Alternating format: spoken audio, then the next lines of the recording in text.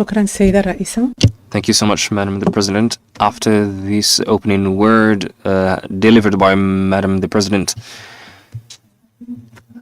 I invite the speakers in the opening session to come on stage. Mr. the Secretary General of the Council and Miss. The first intervention in this session will be delivered by His Excellency the Ambassador Mohamed Arrouchi, the permanent representative of Morocco in the African Union, who could not be hereby present with us, and he will be delivering a presentation about the African strategy in the educational system and the contribution of Morocco in the education decade 2025-2034.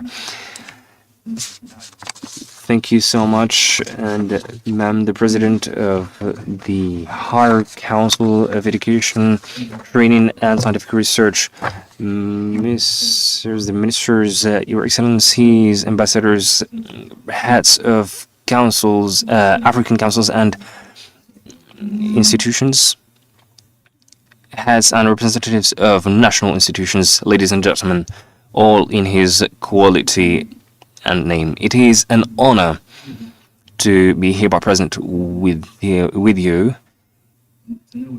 and to take the floor in this African conference that is dedicated to the educational systems in the African continent and that is organized under the theme the transformation dynamics. This conference is subscribed, as we all know, in a pivotal moment of our African continent history. In this respect, in the framework of the African Union, we have launched the decade plan starting from 2025 and which ends in 2034 in order to achieve the goals of the Agenda 2063, and it is an agenda in which Morocco is committed with perseverance under the clairvoyant vision of His Majesty the King Mohamed VI. May God assist him and keep him, and in which, of course, the objectives of the agenda are put and set at the core of our attention. It is based upon essential pillars that drives toward the transformation in our African continent, and the size of our challenge in the African Union and the African continent as a whole. There should be objective vision vis-a-vis the educational sector in Africa, and there has been a report in UNESCO that stipulates that 87 million children in Africa do not go to school, and among the factors that impede the advancement in this sector is the lack of financing, of course, among other factors. And the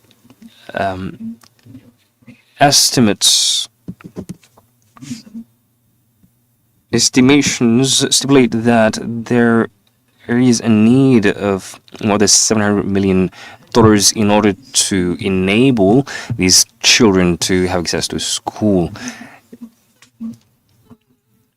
These financing will address the youth whose energies have not been invested yet or explored even.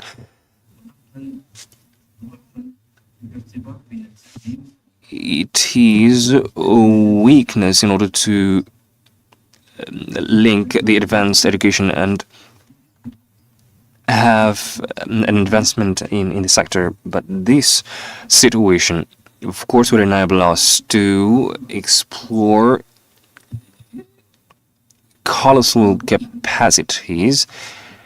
In Africa, we have the majority of the population is under 25 years old, which means that Africa is a young continent, and this should be smartly invested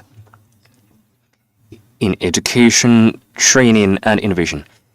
In this regard, the African Union vision is subscribed in the deepening of training and transforming the educational system in our continent. And in order to invest these, we have relied upon many policies in the continent in order to direct the inclusion policies and improve the educational systems in terms of equity and quality. Among these strategies and initiatives in the educational systems in Africa, there is the strategy of 2025-2035, which enables all Africans to have equitable and quality access to schooling and advancing educational innovation. This strategy focalizes on the inclusion of digital competencies and skills, and of course the skills of the 21st century, and bridging between the rural and urban areas, and transforming the capital, the African human capital, into a driver to the transformation dynamics. The strategy of education of the High Council of the Education, Training and Scientific Research aims at improving the youth skills according to the necessities and the requirements of the labor market. This third strategy, which focalizes on sciences, technology, and innovation and research and development during the decade 2024 and 2035, by undertaking or establishing partnerships between universities to make it an essential instrument in order to transform knowledge into a dynamo to make the continent a productive one. And according to the clairvoyant vision of His Majesty the King Mohamed VI, may God keep him and assist him,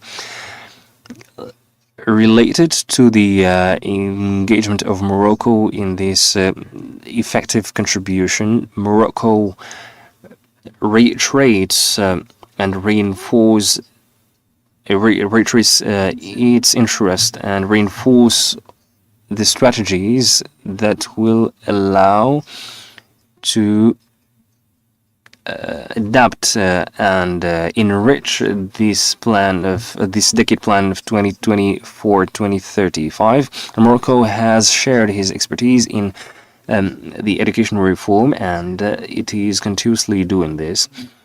Digital transition, capacity building, and employment in order to make the continent or this experience more enriching in the African continent. And it is worth noting also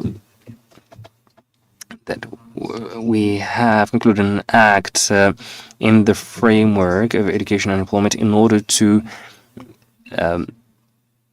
accelerate the reforms that are axed on the development of the human capital.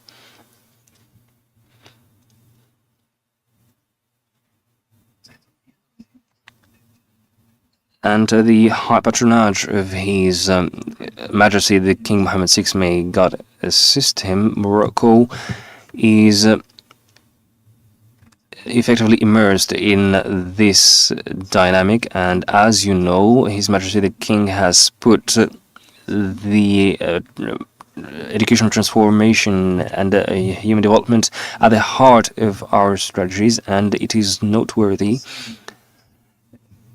to remind the message that has been addressed by His Majesty the King to the African Union in the occasion of his returning back to the African Union. And it is a part of His Majesty's discourse. We have attributed a high attention to education, which is an access to strategies, which has enabled many Africans to pursue their studies in African universities thanks to the grants they have been given. And I mark here the end of the discourse.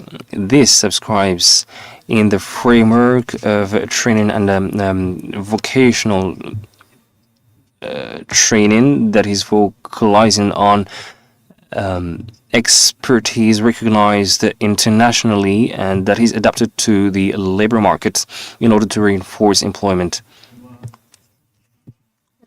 It is also noteworthy in this framework to remind the efforts of the Moroccan International Cooperation Agency in the framework of the South-South Cooperation.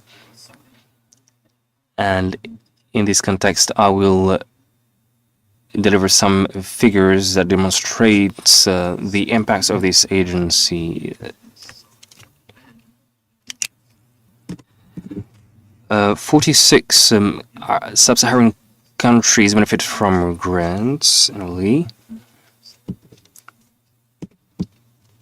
which means that there are 5,400 grants that are given, and throughout the agency, always 19,000 students benefit from these scholarships, and which means that there is a palpable impact by Morocco that is effectively contributing to the transformation of the continent. So every African alumni represents an excellency energy in the social transformation, the economic and social transformation in their respective countries. And finally, I reiterate again that Morocco is ready to launch the decade plan 2025-2034 and reinforce the continental cooperation in the framework of educational transformation and innovation. And we are, of course, open to continuously exchange expertise in order to support initiatives and educational systems that are dedicated to African youth. African youth are in the heart of the continental transformation in Africa. Before my last word, I would like to thank the President of the Higher Council of Education, Training and Scientific Research for her efforts, and I have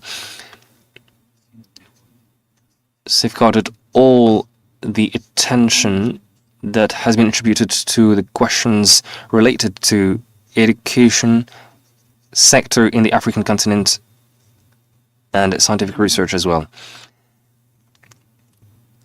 All revisions to strengthen the strategies and also get rid of all the strategies and initiatives that have averted to be not effective, and thirdly, all initiatives, all these axes, I think that they are worthy of answers in this conference, and which certainly will help us to advance in the African continent towards a better educational system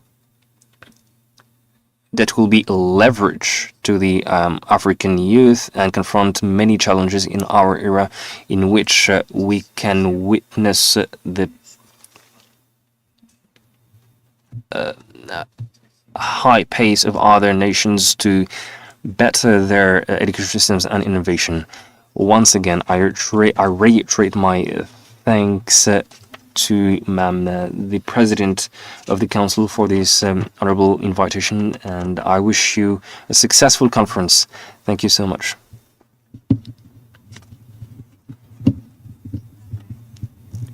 Thank you so much, Your Excellency, the Ambassador. And the second intervention of this opening session will be delivered by Ma'am Najat Mjid Maalla, the Special Representative of the United Nations Secretary General. And since she could not be here present with us, we will launch a video that has been registered of her intervention. Excellencies, Madam President of the Higher Council of Education, Training and Research, Scientific Research, Honorable Assistants, all in his name and quality.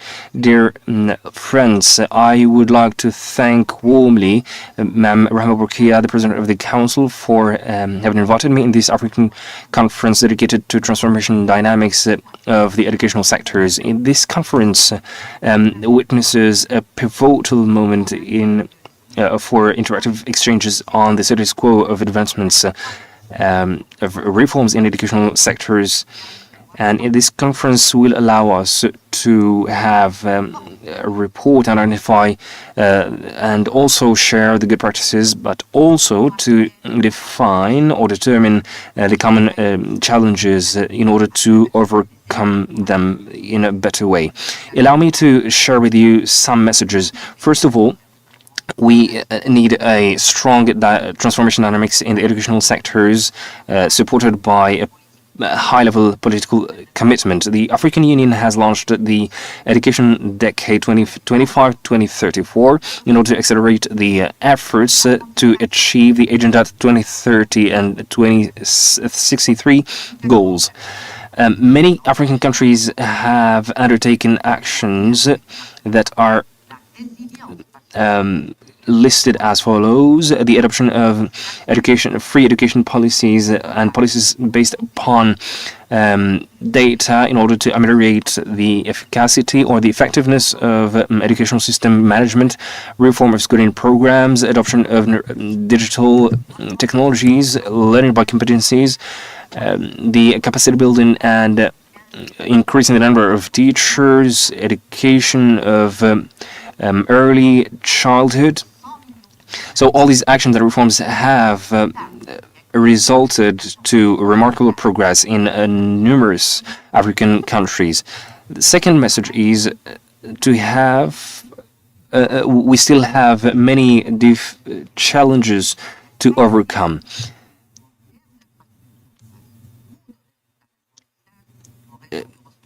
It is necessary to give attention to the quality of education in terms of infrastructure, which is the basis or the fundamentals of learning. And we need to work on unadapted programs, but also to tackle the shortage of teachers that are qualified and are still weak in their work. It is very urgent to accelerate the transformation of educational sectors. We only have less than 5 years in order to achieve the SDG 4 of the 2030 agenda, and in order to do so, it is very essential to adopt a global education approach. Education is not only a resort or a dynamo for ministries in charge of education, but it is a complex process that depends on a multiplicity of actors and determinants that are related to society and economy, culture and environment. All the stakeholders should be implied in the reforms of the educational sectors, and in this framework it is very important to underline the role of national advisory council in the framework of education as the sole platform of exchange between the diverse stakeholders. This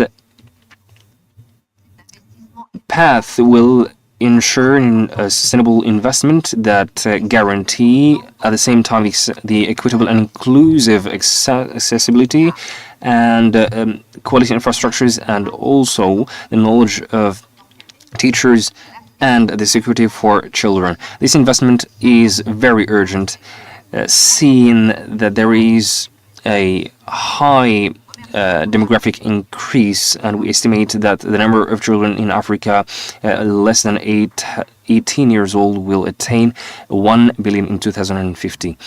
It is very urgent to tackle all these problems, and I would like to thank you for your attention in my word. Now I will yield the floor to Mr. Fouad Shafiqi, the Secretary General of the Higher Council for Education, Training and Scientific Research, who will deliver a presentation about the tasks, the organs and the productions of the Higher Council of Education, Training and Scientific Research. Good morning, honorable invitees, ladies and gentlemen. I have the mission to open the floor in order to present the first council, the host council, which is the Higher Council of Education, Training and Scientific Research in Morocco. And in my presentation, I will somehow focalize on the history of this council and talk about its tasks and productions. All this will be done in 10 to 15 minutes. First of all, talking about the evolution of the Higher Council of Education, Training and Scientific Research, it has been relaunched in 2006, and it has witnessed 4 presidencies, and in each of these mandates from 2006 to 2025, it has been characterized by a particular field. There has been, first of all, the period that lasts from 2006 to 2013, which is the period within which the Council has been called to undertake an assessment of the results of the so-called the educational reform decade. It has been done in a quantitative method, but there has also been aspects of the research that has tackled the quality of the educational reform. And we have now 99.3% of children are benefiting from schooling. Up till 2010, at the same time, it has been called upon by His Majesty the King Mohamed VI in order to produce a vision on the education from the period 2015 to 2013. So it is a study that will last for 15 years. From the study that has been issued by the Council, it has been submitted by His Majesty the King to the Prime Minister, that studies are conducted by the Council in order to improve the education, training and scientific research, and these are reforms that result or yield to the results of a strategic vision. It has been highlighted that we should adopt directives from the government. So the government has been inclined on this matter, and in 2019 we have published the frame law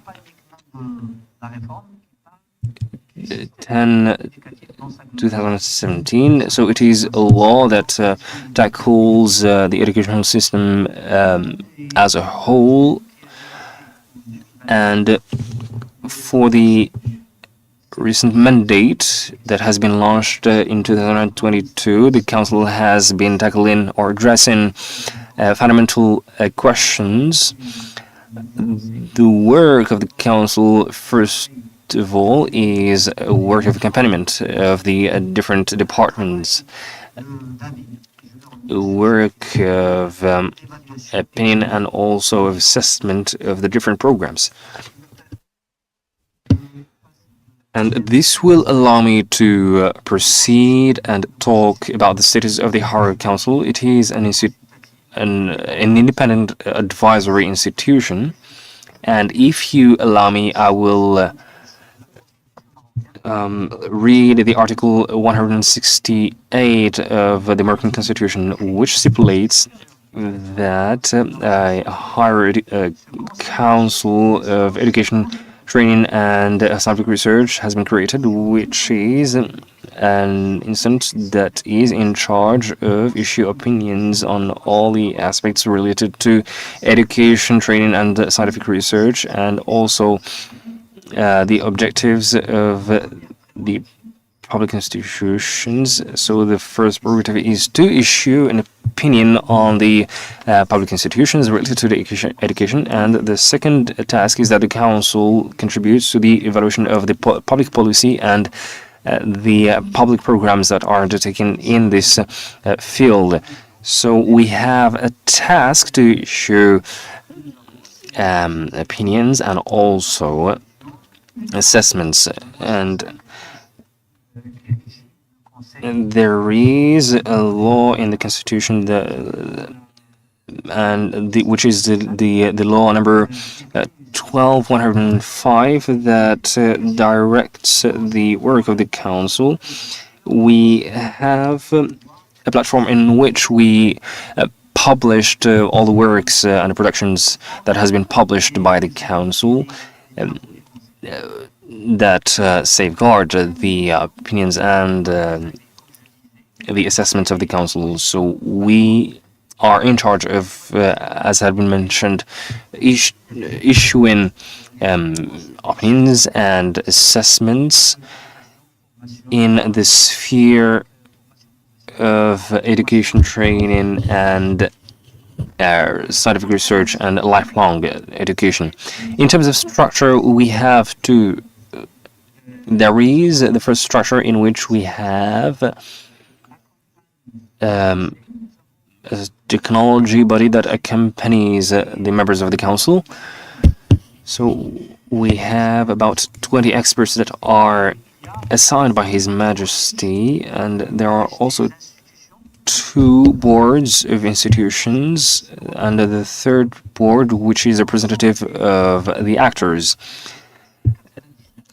The members of the Council amounts to 99 that are included in the 3 boards, and they are operating in forms of commissions.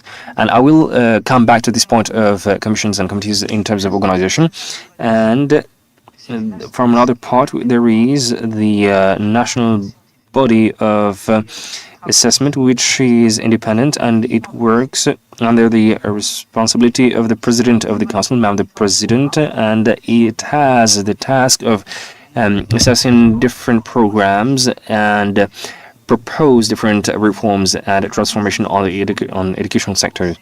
So the Council can respond to inquiries emanating from His Majesty the King or the head of the government, the Prime Minister, or the Council chamber, and they can undertake or conduct studies on different inquiries. They can have recourse to external expertise bodies if the expertise is not included on the level in the Council, in order to issue proposals, conduct studies, or maybe conduct evaluations.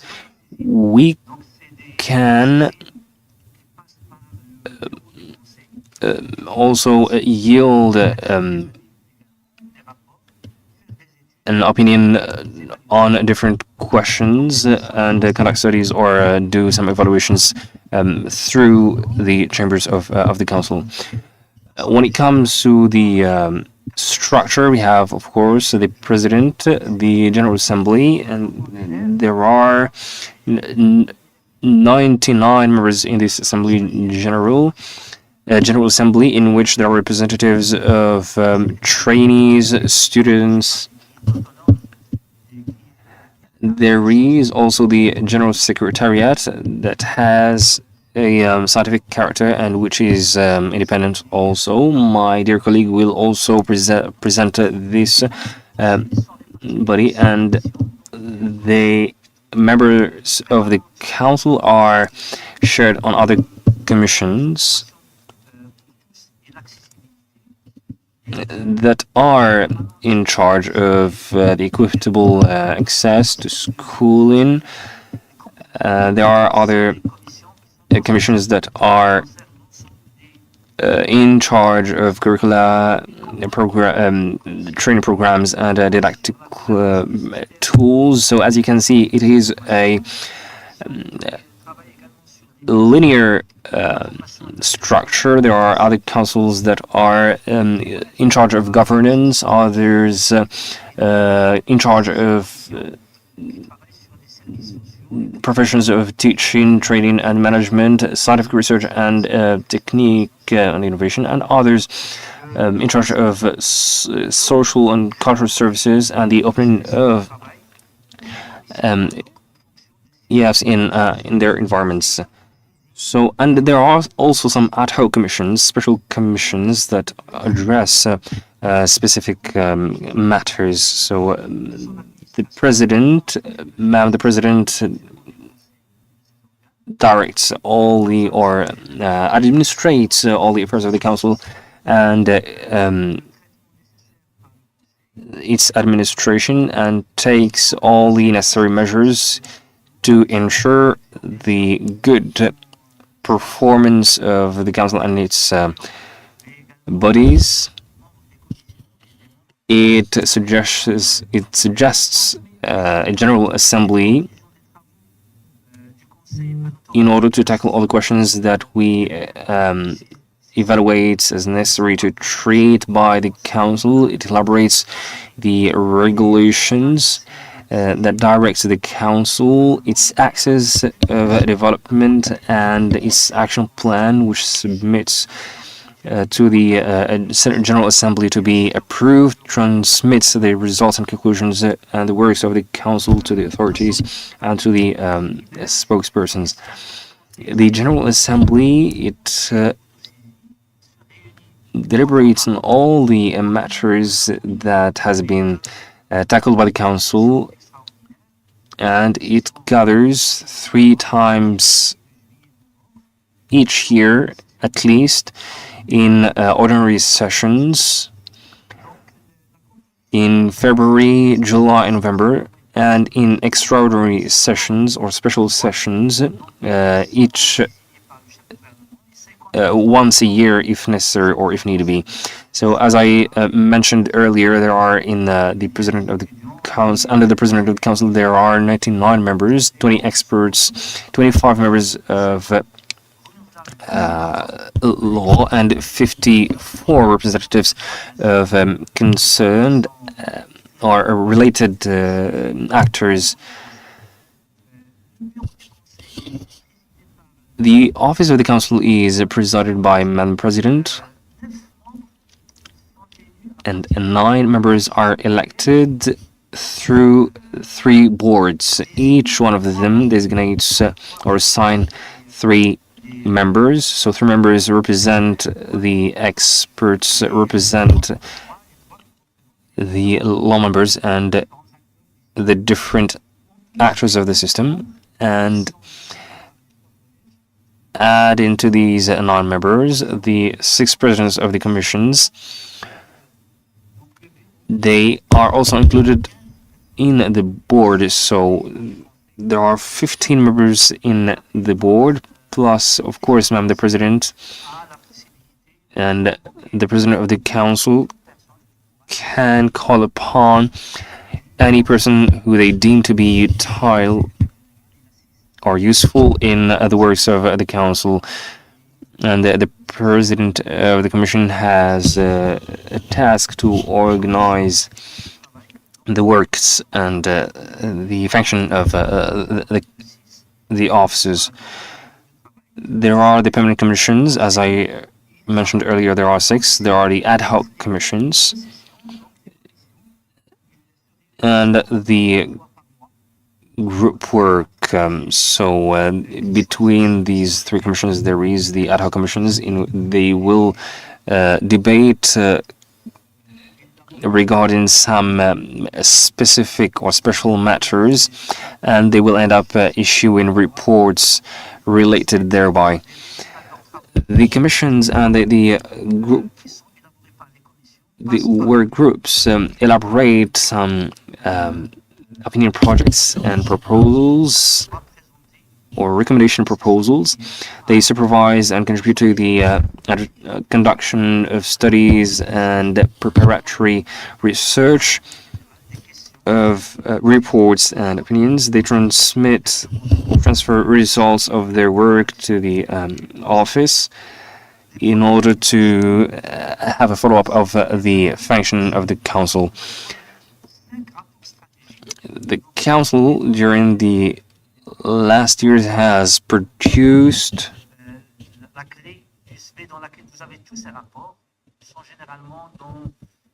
many reports that you will find in the USB key in different languages, French, English, and Arabic, and Amazigh. We have 5 strategic reports, 42 sector reports or thematic or sectorial reports, 4 opinions on the projects of legal texts, and 5 annual reports. So the council, according to the article 160, it is tasked with issuing a report to His Majesty, and they will be discussed in the chambers of the representatives and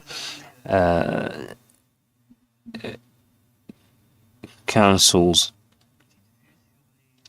So you have an overview of the different reports that we have access to in the digital form, and that you can access through the USB keys we have handed you. Thank you so much, and that was all in my presentation.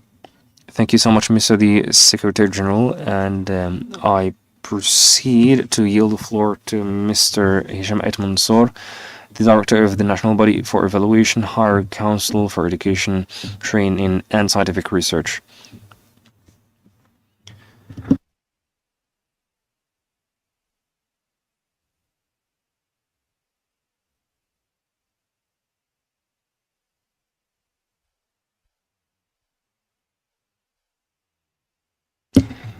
Madam President, dear colleagues and friends, and your excellencies, in order to be inclusive, because inclusion is a principle, an essential principle in education, so I will speak in English in order to address the majority of the attendees or the attendees here, and it is also the lingua franca of our era, so I will talk in English. Before have laid the ground for me to talk about evaluation as an essential function in monitoring and assessing the effectiveness of education systems. I will say a little bit about the mission of the evaluation body within the council, our council, and I will give you some context about the patterns of Moroccan education system, because we can't talk about evaluation of the system if you don't have an idea about what are the main patterns of Moroccan education system, and then some challenges, and then how our country has responded to those challenges over time. And I will conclude with some remarks. So my colleague, our Secretary General, has already talked about the missions of the Council, but I will just add that the evaluation body, which we call in French Instance Nationale d'Évaluation, conducts three types of evaluations. The first one is comprehensive evaluations. We have so far the Council, since it was created, has conducted three comprehensive. It means covering the whole system from preschool education to higher education, research, vocational training, and etc. So we have conducted so far two, and we are conducting this year the third comprehensive evaluation. And then we also have evaluations of the subsystems. Like sometimes we focus on student achievement, other times we focus on the governance or preschool or teachers, etc. And we also conduct thematic evaluations. And the aim of these three types of evaluations is to generate knowledge for policy making, because our mission is to point out what works and what doesn't work in education system. But the education system is very large and complex, and we need to both look at the system as a whole, but sometimes we need to focus on like components and see very closely what's going on there, and when things that works and things that need to be changed. We produce evaluations not only for the government, but for the society as a whole, for the media, for the government, the state, parliament, families, local authorities, the economic and business sector, etc. So we are not only accountable for the government, but for everybody in our society has to know the state of the school and the state of research and the state of vocational training, what economists call the human capital. We cover all the sectors of human capital, and we report to everybody in our society that needs to know what is the state of the school.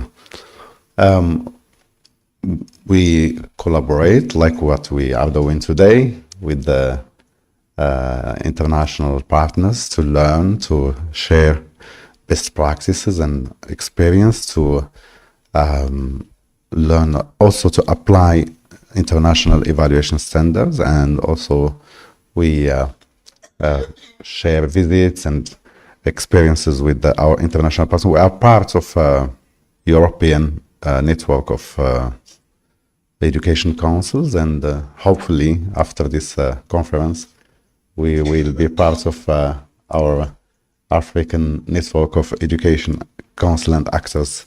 I will skip this because my colleague, the Secretary General, has already presented the structure. I will go to the essential of my presentation. Is before talking about the evaluation function, I want to just to give you an idea, where do you come from since our independence? 1 year before the independence, 1955, you can see the red, the blue line is the demographic evolution of Morocco, is the growth, population growth. The red line is the school age population, and green line is the population actually enrolled in schools. And as you can see, we went from like 10 millions 1 year before our independence to over 36 millions. And you can see as well the demographic transformation of Morocco, as our president said in her speech, the demographic dividend.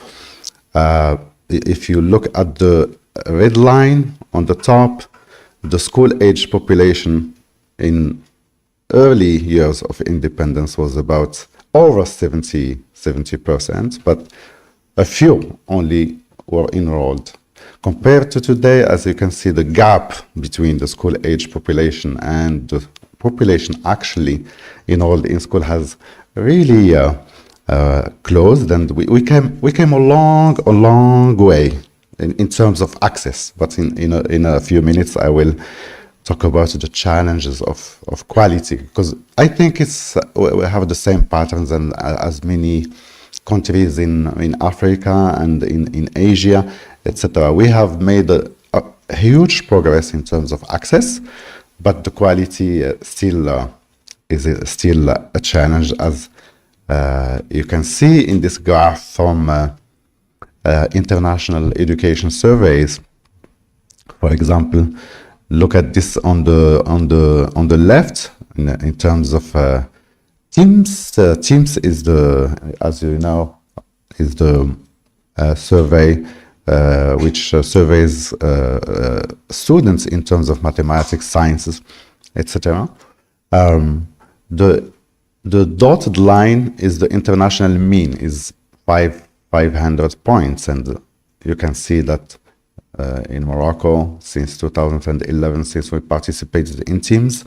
And PIRLS is the survey about ratings. We barely reach 380 points. We still have a long way to go to improve the education quality. In terms of PISA, you know, the PISA, it targets children who are 15 years old, whatever their school level is. Where first time we participated as a country in PISA is 2018, and the last survey was conducted in 2022, where, as you see, 500 points is the international mean. In mathematics, we reached 368, and I think the COVID crisis has impacted the school children's learning, and as you can see, there is a decrease in competencies. But we have our own national survey, because the international survey, they have their own objectives and their own referential. Our own national survey, Student Achievement PNIA, Programme National d'Évaluation des Acquis, is based on the national curriculum, and we evaluate here in the council, within the national evaluation body, students at the end of the primary and at the end of lower secondary. And 2019 was the fourth wave. We have conducted in 2024 the fifth wave of this survey, but we are still analyzing the results. But as you can see, the students who still have low performance in terms of Arabic, French, mathematics, and sciences, primary to the left and lower secondary to the right. I will not read the figures, but we'll let you a few seconds to see the challenges of our education systems in terms of quality, despite as I said, the huge progress in terms of access. I will now talk about some challenges of education system from the perspective of evaluation. So access is no longer an issue, except for a few minority. I think our country is progressing toward that, but the quality is still an issue, which is normal, because we can't shift from an elite-based system to universal access without losing in terms of quality. But I think the biggest challenges for our countries in the next few years and decades is to improve quality while maintaining universal access. The challenges today are not simple, they are complex. They imply interventions at multiple levels: infrastructures, teachers training. Teachers of today should not be trained as the teachers of 20 years or 30 years a day, because the world has changed, the society changed, and then the education system should also change. And where do we start from is of course, the teachers' recruitment and training, and the profile, school leaders, the governance, finance, addressing inequalities, social and economic inequalities and education inequalities.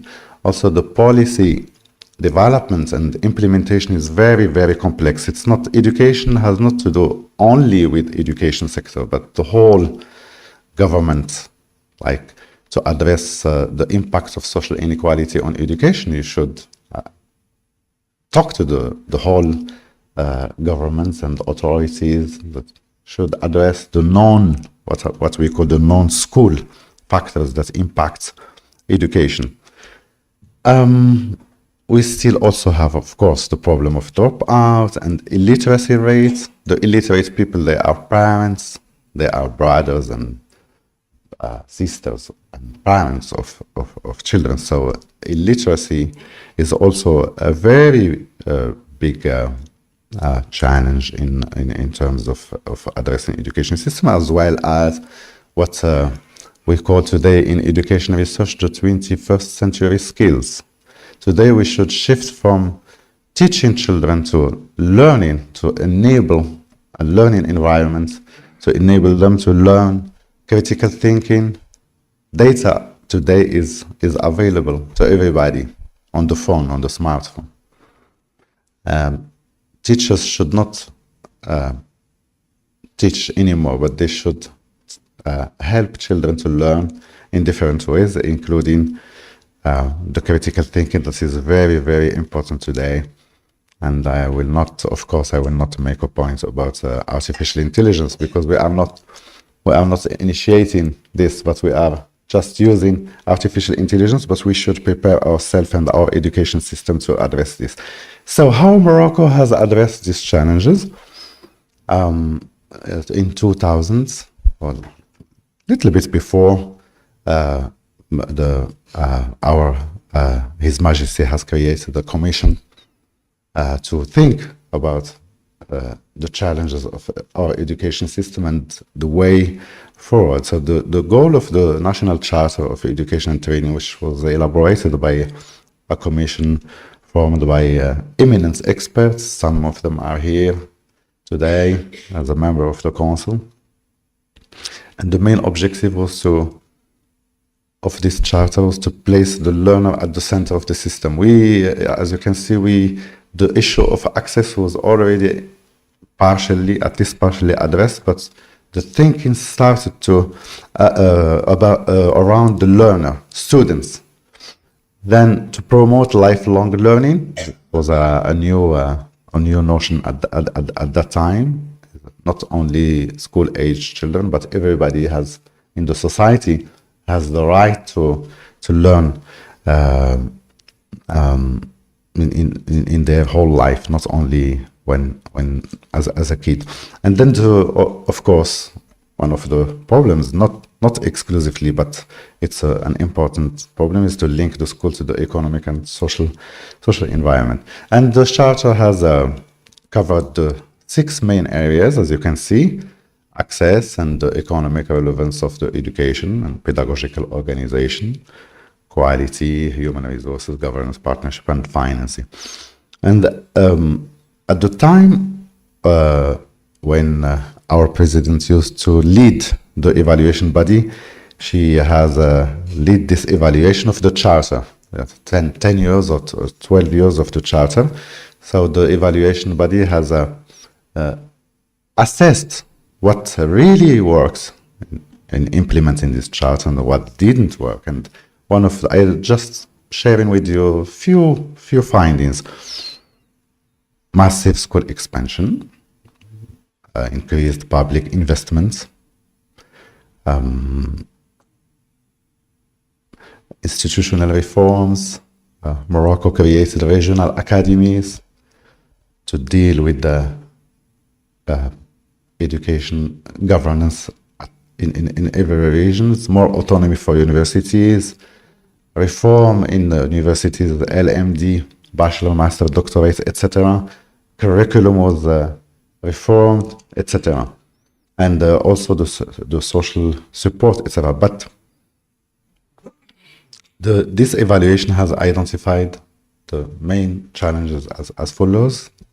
We have already I have already presented the challenge of quality in terms of students' achievements, but also high dropout and repetitions, weak teacher training and management, because but in terms of teachers training, and when the system was really elitist, we used to have very well-trained teachers. But when the education was accessible starting from 19th onwards to a large group of the population, we were not prepared for that. So we recruited teachers who were not very well trained. So this is still an issue in our education system. Governance and governance gaps, equity issues, inequalities, insufficient link between education and labor markets, etc. And some of the recommendations of this very strategic evaluation that I will tell you in a few seconds about what came out of this evaluation. Some of the recommendations were to strengthen governance and accountability in education, expand teacher training, focus on learning outcomes, etc., and link education more closely to socioeconomic needs.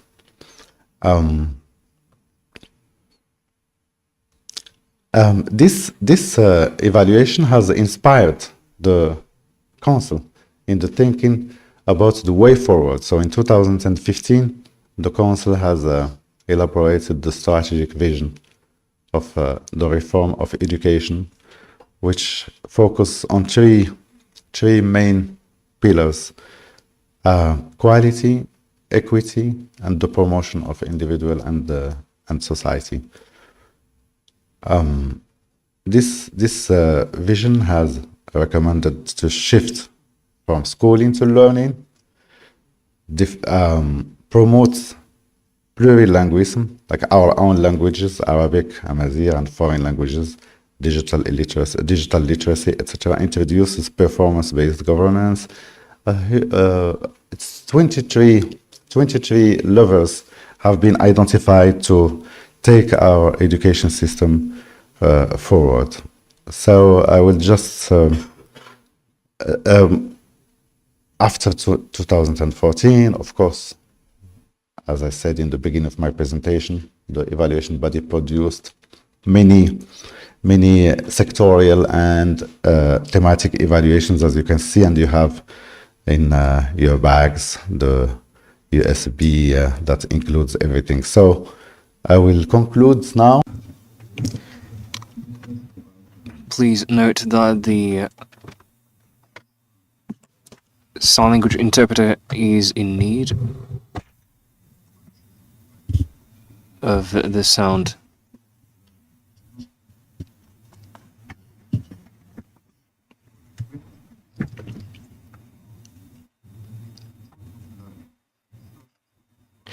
Please note that the sign language interpreter is in need of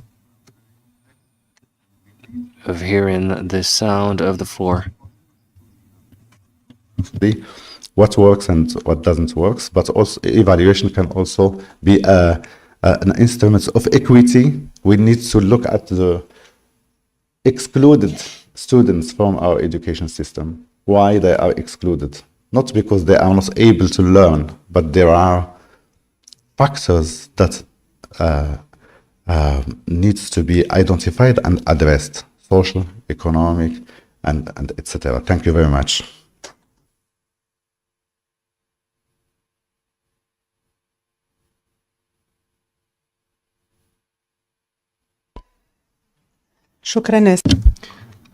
Thank you so much, Mr. the President, for your intervention. And by this intervention, we will reach the end of the opening session. And after the cover break, we'll have the first session that will tackle the challenges that the African continent confronts, the contribution of the advisory councils and the educational institutions. I invite you to go to the coffee break, and thank you so much.